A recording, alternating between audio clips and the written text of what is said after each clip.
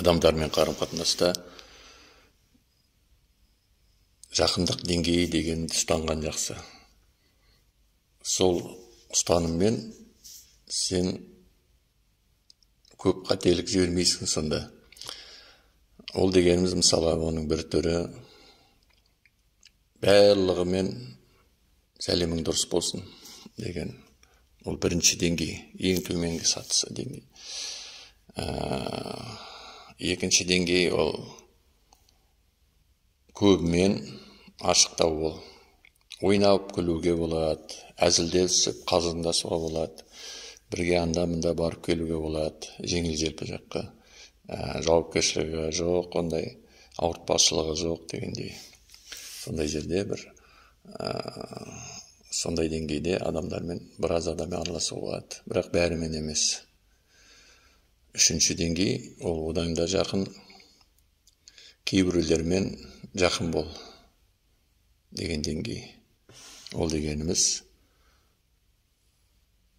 кішкене ашылатын, ішкі дүнияңа кішкене жақындау болатын адам, сырласуға болатын, барлық деңгейде емес, бірақ дегенмен кейбір нелерінде айтуға болатын, кейбір шаруаларды бірге істеуге болады, кейбір жауапкершілікті бірге алуға болатын деңгей.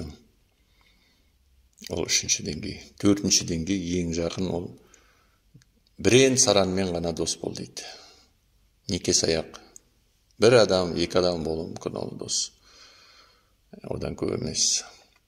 Бірақ соның өзінде де сен оны ең тұңғиық өзіңнің ішкі сырларыңа жіберуге болмайды.